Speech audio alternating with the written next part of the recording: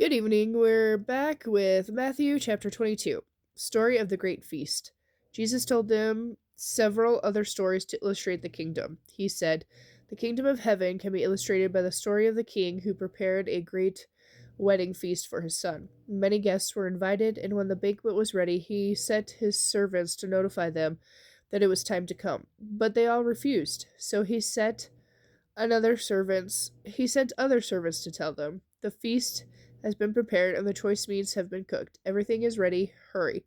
But the guests he had invited ignored them and went about their business, one to his farm, one to his store. Others seized his messengers and treated them shamefully, even killing some of them.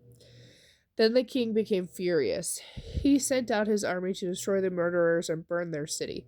He said to his servants, 'The wedding feast is ready, and the guests I invited aren't worthy of the honor. Now go out of the street corners and invite everyone you see.'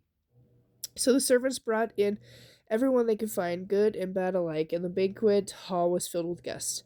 But when the king came in to meet the guests, he noticed a man who wasn't wearing the proper clothing for a wedding.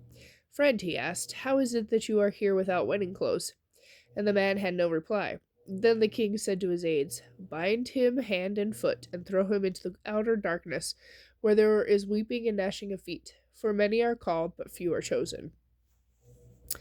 Taxes for Caesar. Then the Pharisees met together to think of a way to trap Jesus into saying something for which they could accuse him. They decided to send some of their disciples along with the supporters of Herod to ask him this question: "Teacher, we know how honest you are. You teach about the way of God regardless of the consequences.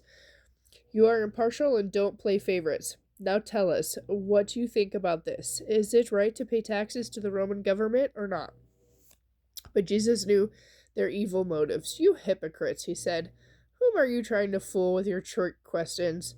Here, show me the Roman coin used for the tax." And when they handed him the coin, he said, "Whose picture and title are stamped on it?" "Caesar's," they replied. "Well then," he said, "give to Caesar what belongs to him, but everything that belongs to God must be given to God." His reply amazed them, and they went away. Discussion about resurrection. That same day, some Sadducees, stepped forward, a group of Jews who say there is no resurrection after death.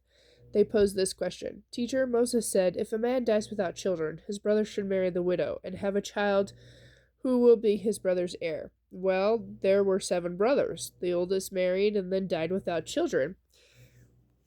So the second brother married the widow. This brother also died without children, and the wife was married to the next brother, and so on until she had been the wife of each of them. And then she also died. So tell us, whose wife will she be in the resurrection? For she was the wife of all 7 of them."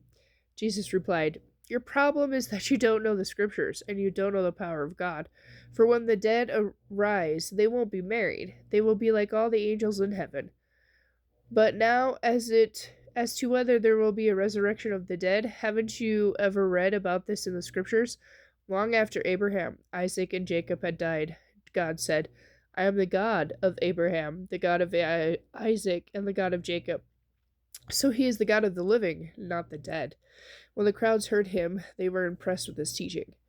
The most important commandment. But when the Pharisees heard that he had silenced the Sadducees with his reply, they thought up a fresh question of their own to ask him. One of them, an expert in religious law, tried to trap him with this question: "Teacher, which is the most important commandment in the law of Moses?" Jesus replied, "You must love the Lord your God with all your heart, all your soul, and all your mind. This is the first and greatest commandment. A second is equally important: love your neighbor as yourself. All the other commandments and all the other demands of the prophets are based on those 2 commandments." "Whose son is the Messiah?" Then, surrounded by the Pharisees, Jesus asked them a question: "What do you think about the Messiah? Whose son is he?" They replied, "He is the son of David." Jesus responded, "Then why does David, speaking under the inspiration of the Holy Spirit, call him Lord? For David said, 'The Lord said to my Lord, sit in your honor at my right hand, until I humble your enemies beneath your feet.' Since David called him Lord, how could he be his son at the same time?" No one could answer him, and after that, no one dared ask him any more questions. Okay, and with that, I'll be back later with chapter 23.